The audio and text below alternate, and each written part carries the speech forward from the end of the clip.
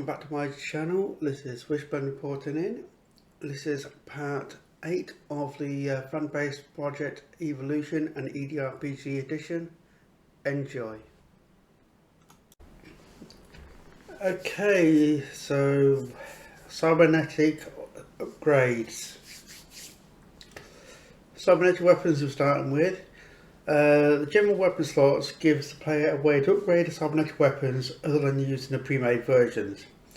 If they find a weapon they really like, they can still fill a weapon slot with it. There are 4 types of slots to use. Retractable weapons such as small pistols or blades, they're one-handed, so you can use 2 of them per turn. They can be ready as a free action and do not require a drawing action. Unfolding weapons. These are medium or long range weapons like the SMGs or rifles. They count as two-handed, so can only be used per turn. One per turn. They require an action to unfold the arm to make the weapon ready. While unfolded, the arm cannot be used for any other actions and no longer applies a strength bonus. So basically it's like, it's inside the arm that kind of comes out type thing. Tailgated Grippers are the most advanced types. They combine the advantage of retractable weapons and the size of unfolding weapons. The weapon itself is integrated into the arm with an outlet in the palm or back of the hand, so they don't need to be ready like the unfolded types and don't prevent the arm from being used for any other actions. Extra large weapons are like unfolded weapons but for extra large and heavy weapons. They can only be added to the military G4 or G5 arms. The plasma cannon cannot be added at all as it's way too big. So basically these weapons are going to get basically put into the arms and then they pop up to shoot, or they unfold from the arm to transform the arm into like a weapon, so you constantly got the weapon on you, or I should say in you to be more precise. The integrated weapons is built in and it's got a little port like on the hand or palm, so you can just raise your hand up and shoot type situation. Great for the surrender. Put your hands up and shoot. Your hands go up and you shoot them from your hand. Yeah, it'd be fun. Pre-made small classes. So these are which you can basically be put in. It requires the arm upgrade. So basically, once you got the arm upgrade, hidden auto pistol projects from the arm at will. So basically you just shooting from the arm.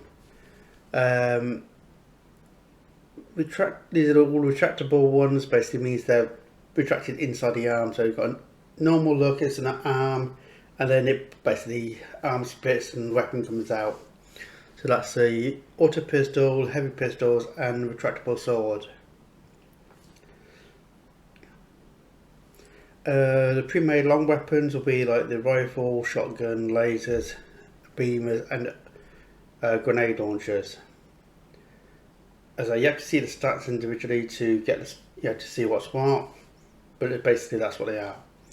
The extra long weapons like the rear rifle, chain gun and anti-personnel missile are expensive, but again they're basically, you have to unfold from the arm to use them. The Chameleon Carabase. It's made from metal material that bends light around its surface when it's powered, and will render the wearer nearly invisible to optical and digital version. So basically, normal, not active, is a normal carapace. When you activate it, basically you got a stealth thing on it. So basically you can, bit like the Predator, chameleons. So you literally just walk down the street and people won't see you. You just see like the blurry outline type of the thing. Because of the high energy demand to activate the cloaking, it's limited to cyborgs and their internal energy source. So if you're not a cyborg, you can't have it. Sorry, but that's just the way it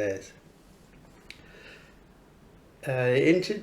The integrated artificial missiles further boost the wearer's athletics check abilities. The field slightly extends wide enough to cover weapons, but bigger weapons will cause issues. So basically, if a cyborg activates it, it's the whole body plus their weapon they're carrying will become cloaked. The only thing that won't work will be the extra large weapons or heavy weapons, because they're literally just too big to, stay within the actual field. This armour has barely any defence against kinetic or explosive attack and has almost no hardness. Its purpose is to avoid attacks, not soaking them. Area attacks like Divide Fire or Explosive, especially EMP, are extremely dangerous. So it's like for stealth missions basically. As to whether you can swap and change them, I suppose if you do that like between adventures and you have a spare carapace set up, you can probably do that. But it'll probably be down to the GM to decide one way or the other. So, cloak. Stealth outside of combat. When cloaked, you add the cloak bonus to the stealth result. While in combat, you add the cloak bonus to your dodge and parry. After moving, enemies have to make a perception check against your stealth check to notice. After each movement, you roll a new check. The check counts for the full turn. If they fail, they attack the now empty space. If they win, they attack the correct position. You still keep your added cloak stroke dodge. Moving from melee range provokes a free attack in this case. On a natural 1 for stealth or a natural 10 for perception, you lose this bonus and only use your regular dodge, stroke or parry skill. This bonus does not stack with the bonus you gain from cover. You gain only the highest one. Melee, small or medium weapons can be cloaked. Long weapons reduce the cloak strength by 1 when drawn. Extra large weapons prevent the cloak from working. When you hit, make a cyber check equal to the damage received after armour to stay cloaked. If you fail, you become visible and need to recharge in your next turn before you can activate the cloak again. Hollow cloak. Like the espionage cloak, it covers the whole surface of the cyborg with dazzling colours and light. It's only effective against organic vision, not effective against digital or thermal or EM vision. The Chameleon cloak changes the colour based on the surroundings, effective against organic vision, reduces its effect against digital due to the perception bonus, no effect against the thermal or electromagnetic vision. Optical cloak perfectly mimics the surrounding environment, effective against organic and digital vision. Thermal cloak highly advanced thermal masking, effective against organic, digital and thermal vision. EM cloak perfect stealth, nearly undetectable, effective against all forms of vision. So if you go for the cloak and stealth cyborgs, EM cloak would be the one you need to aim towards, which basically will be, I think, the top one, level 5. Yeah. So, vehicle interface. A vehicle interface allows the cyborg to become one with this vehicle or ship. So it gives you an extra perk to the spaceship piloting, weapons, and vehicle piloting and weapons. Best 5, get 10, going up depending on what level of interface you have. Cybernetic add-ons. Add-ons are a type of cybernetic that cannot be installed without a parent upgrade. They do not cost additional karma, but you need to have the prerequisite to get them. For example, camera. You need to have type 1 eyes, so these are cybernetic eyes. Allows you to record something just by looking at it. Binoculars, again type 1 eyes, allows you to enhance and zoom up to 20 times vision, so great from your scouting. Comlink is a mind controlled comlink, so you don't need to raise your comlink, your wrist or your hands up to communicate, just do it remotely using your mind. Night vision, you need to have level 2 cybernetic eyes and gives you the ability to see in the dark. Motion detector, again level 2 eyes, adds a motion detector interface and a radar stroke sonar map, so it's easy to see people. Remote control gives you the ability to remotely control cameras, chargers and drones, but you need level 2 eyes to do it. The target analyzer. It's basically an info scope. You gain information about equipment and bounty. It allows you to aim with the cyber weapons like a +1 scope. Improved target analyzer gives you level 3 eyes, but also analyzes for weak spots, critical hit range, as well as all the regular information from the normal target analyzer. Thermal vision, EM vision and smart vision basically just adds different types of visions and increases the range. Type 1 voice modulator is its internal, so it's 1 karma point if standalone. So basically these standalone ones are if you don't have pre-built one, you basically have to spend 1 karma point, but if you've already got one of those types, then you don't need it. You don't spend the karma points. So the type 1 voice modulator means you can change your voice, but to 3 presets already which can be chosen. Where the type 2 voice modulator can basically analyze other voices and save them. So it's going to be great for if you need to impersonate somebody over the comms. So type 1 rebreather and type 2 rebreather, basically oxygen supply or unlimited supply and immune to air-based toxins depending on which version you get.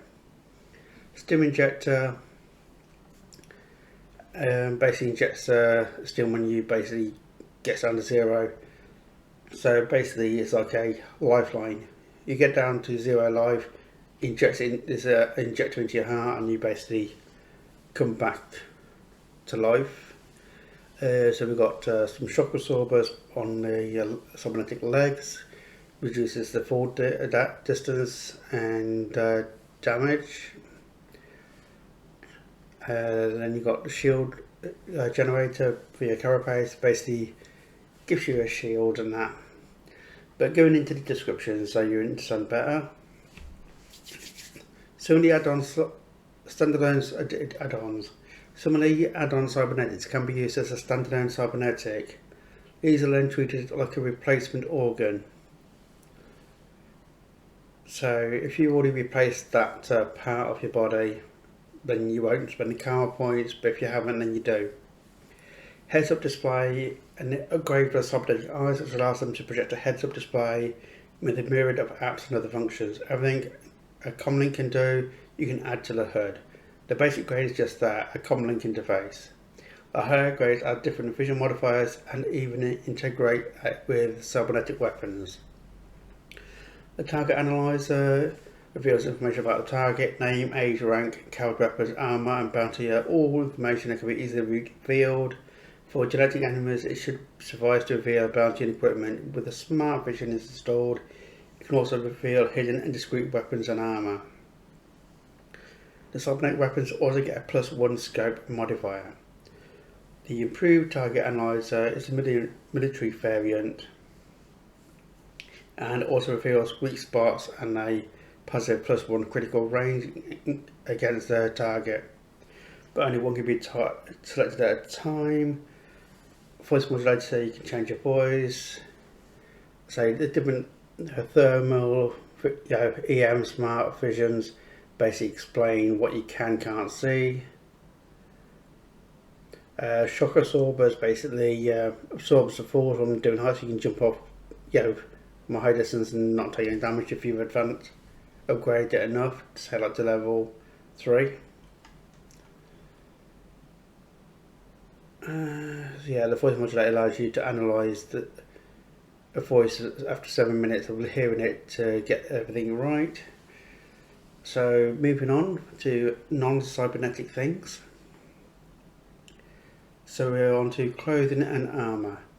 So you've got the basic clothes like jeans, shorts, hoodies, sundress, swimming outfit, towels, hats, formal dress, boring dress, pyjamas, blazer, casual sexy nightwear, traders, flat shoes, heels, sandals. Just some extra clothes now which you don't, because there's not many selection in the core book. I say again, if you've got any suggestions for improving the thing, just drop us a list.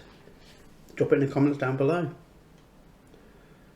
Okay, so going on, we've got general equipment and tools. So a nose strap stroke hidden holster. So basically you put it on your body. Yeah, so basically it makes the shape of your body and you hide like knives and pistols on you. It basically requires a bit of time to perfectly attach to your body, and it gives you a slight bonus for hiding a small weapon. Ghillie suit is basically a suit that helps hide you in the outside terrain, snow, rocky, urban. Pretty much there's a whole list up here now: desert, arctic, urban, woodland, rocky. It gives you a ability to blend in. And you've got chameleon cloth ghillie suit. That's similar to the normal ghillie suit, except it's basically blends into the background. And of course it can also be worn over your normal armour, but if someone's using thermal vision, they can still see right through it. Spider climbing kit, basically gloves and boots lined with modified metal hooks, allows you use it to climb up walls like a spider. It requires a check each turn not to stumble fall, but you can basically climb up side of a wall or a ship and that type thing. The chameleon cloth is woven from living plants. The fabric created using retains the native flora's and sympathetic camouflage. When worn, the user blends in with whatever their current environment is.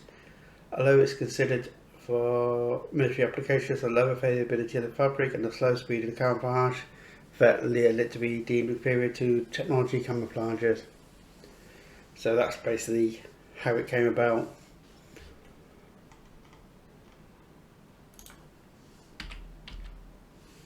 There we go. Stims and toxins. So these are basically explain more in the alternative rules for endurance checks, but these are basically the name of them, what it is, the effect, how long it lasts, and how much it costs. So it's just another way of another drug. So you can have a read through, pause the video if you want to have a good old read, or pop along and see us on the Discord. Ship additions.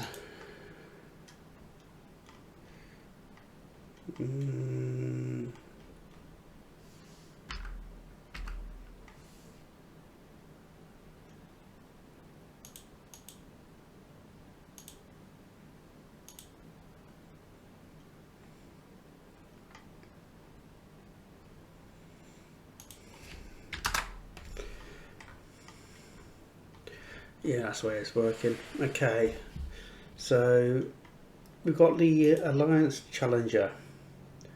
So we've got the specs for it all here, with the cost and everything. Expensive, 30.5 million for the Alliance Challenger. You got Alliance Chieftain, nice cheap starter range, only 18,953,000. The Crusader, medium of the range, 23,600. Then you've got the passenger liners, the Beluga liner. That's a big one, 84,531,000. I see these all come pre-fitted with the cabins already fitted. The Dolphin for 1,336,000.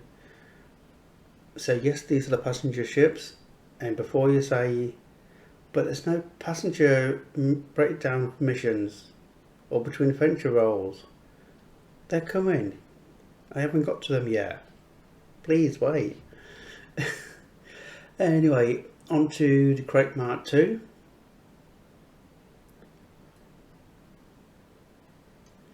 The Crate Phantom. The Old Mamba.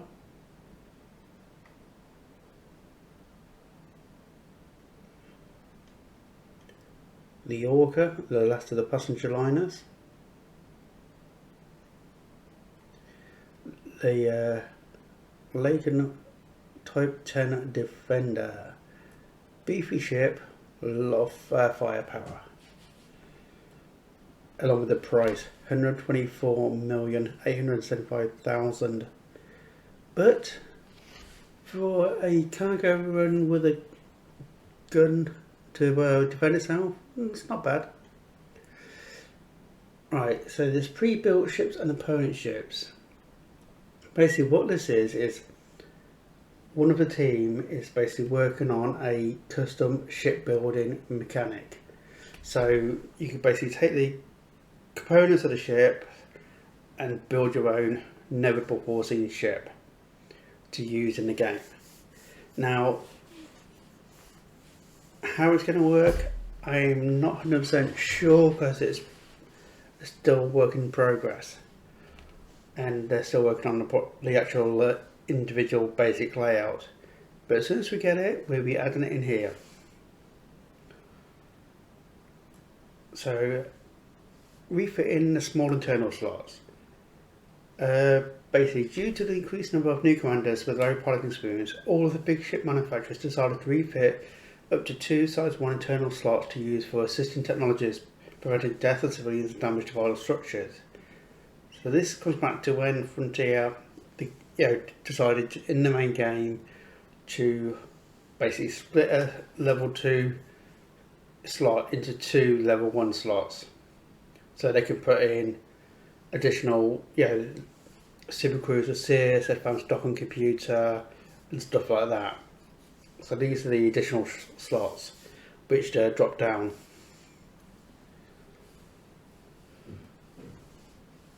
So of course we're rebalancing, changing stuff, bringing them all up to a thing. So change beam values. Breakthroughs in beam laser development led to a slightly decreased power draw.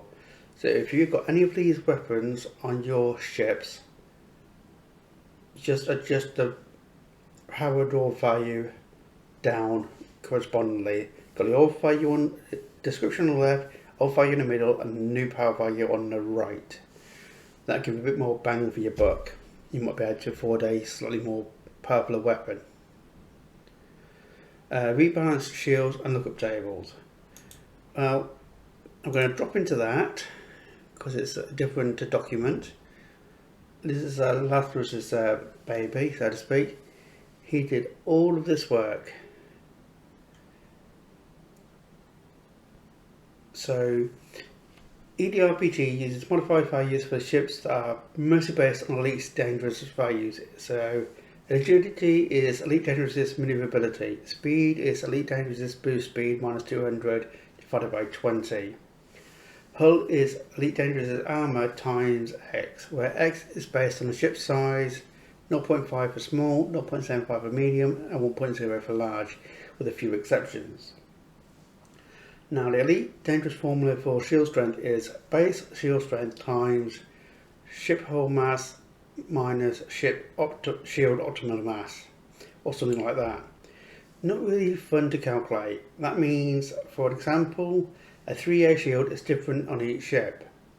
EDRPG uses a static table though, so each 3A shield is the same. This leads to the problem that ships that should have strong shields have really weak ones, while ships that shouldn't have strong ones suddenly do. Two peak examples are Imperial Explorer has 340 shields with a 3A. In an EDRPG it's just 105. Type 6 has 153 shields with a 5A. In EDRPG it has 220. So space, combat and ship balance is broken due to that. I should note that here, Lazarus is the mask genius. He's a lot better than I am. So, as I say, that's space combat. This is all basically the ratio and stuff that he's worked out. The solution. I tried several different things, modifiers per ship similar to the jump range of explorers, a redistribution of the values, adding a special shield bonus, but nope, nothing really worked. So I decided the best solution would be a lookup table for each ship. When buying a new shield and filling the sheet, you no longer look at the unified shield table in the module chapter. Instead, you look at your ship's shield table. In theory, combat shouldn't change much. Enemies are affected by that just as the player, but combat ships are now actually suitable for combat. In some cases, the shield disruption phase takes longer, but the shield regeneration phase also takes longer, which should balance it out again. I had to think about fitting failures for some ships that are not in ED. The Boa, Mammoth Mark II, Merlin and Mongoose. I've added values for the mission ships that you can find in the wiki. One of the I also added the prismatic and bio shields to the left. Have fun with it, I hope it improves your game. Commander Lazarus Artificial. Now, Lazarus is also one of the guys working on this project, and I give him his due. He does a really excellent job at it.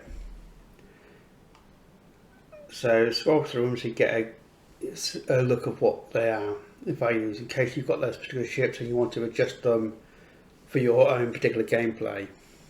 So you've got the adder here, with size 2 and size 3, shields, the bioweave and prismatic at the bottom. You've got the class, power, strength, shield and cost to buy it. So it's going to be the same on all things apart from the name and the values. So I'm just going to say what names they are, even though you can better see them, just so we can basically get through. And you should also note the bioweave is plus fire shield recharge, while the prismatic shield is only available to a laser developed experimental shield. So that's the adder. Next one is the Alliance Challenger.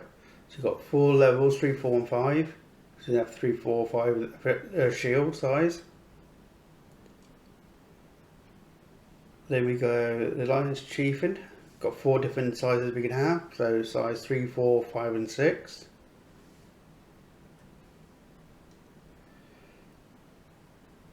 So we've got the Alliance Crusader, size 4, 5 and 6. And Conda's a big one. It has 5 different settings. You can have shields for level 3, 4, 5, 6 or 7. Of course, the higher the shield, the more power, more drain, but bigger protection.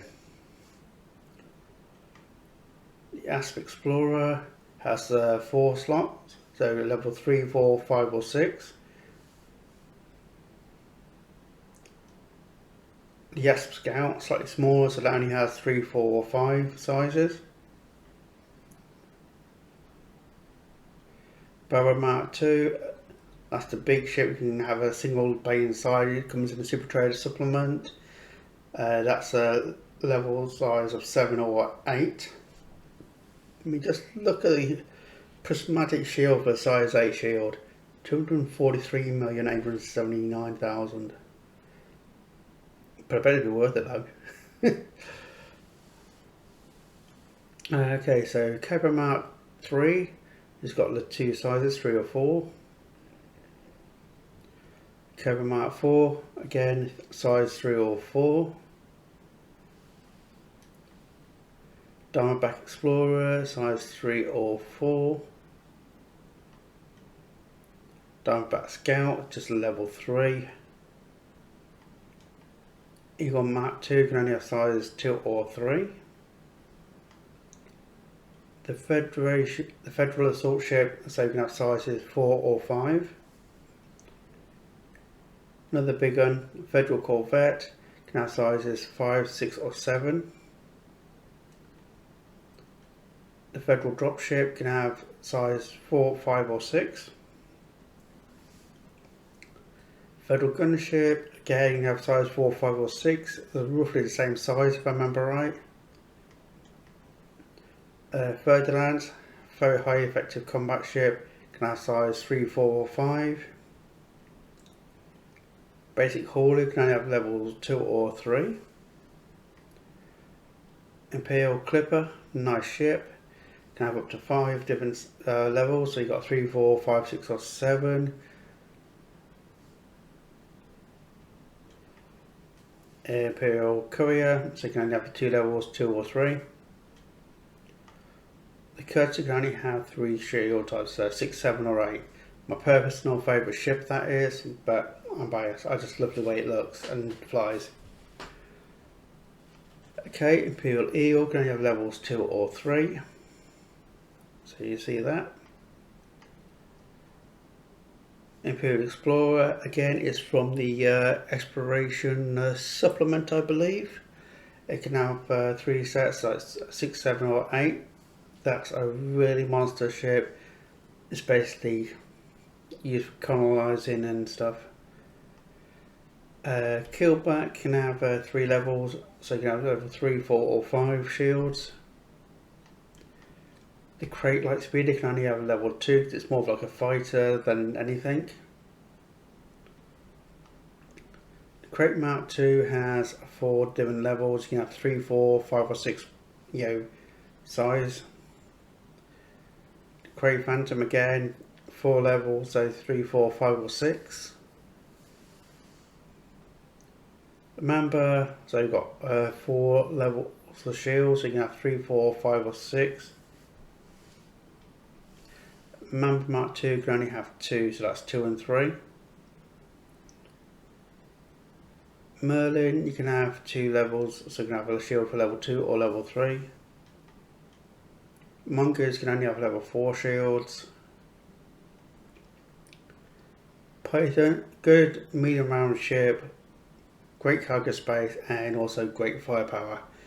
So you can have up to 4 shields, so 3, 4, 5 and 6. This is, when I say shields, it's not saying you can have 3, 4, 5 or 6 shields, it's just that that's what level shield is, depending on which one you've got fitted. Standard Sidewinder, only level 2 shield. Type 6 transport, so you can have level 3, 4 or 5 shield. The Type 7 transporter, so you can have 4 different levels, so 3, 4, 5 or 6. The Type 9 Heavy, one of the biggest cargo transporters so far in the game. It's a level 5, 6, 7 or 8 shield. Then you got the Type 10 Defender, which is level 6, 7 or 8. The Viper Mark 3 has 2 shields, that's 2 and 3. The Viper Mark 4 has 2 levels, that's 3 and 4. The Vulture has 3 levels, that's 3, 4 and 5. Which is the basic all the different ships. Then of course in game you've already got in the EDRPG core book supplements you've got enemies already for the ships and that. So these here are the reworked shield values for those enemies, soldiers and opponents and all that. So you've got the name, rank, ship, the type of shield they got, the old shield value and then the new shield value, so it had to be adjusted. That's a big change there, like the Imperial Cruiser, which is an Imperial Cutter ship, 8C plus 50% shield. The old one was 540 value, it's actually 1240, which should be a lot more of a challenge.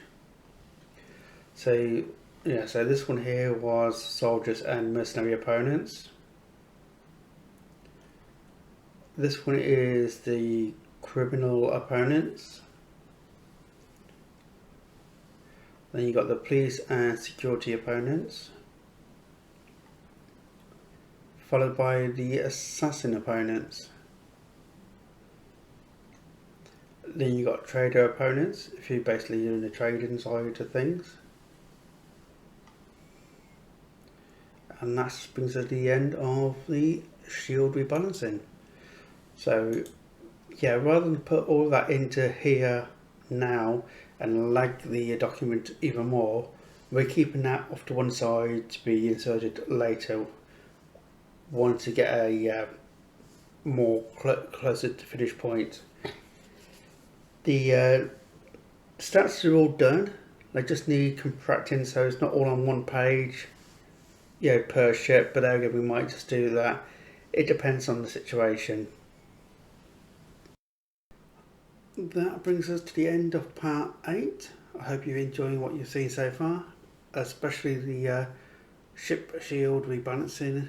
It was a lot of work Lazarus did. So with that, I'm going to see you in the next one. There's still a few to go to get to Power 13, which is the end of the update. So, laters.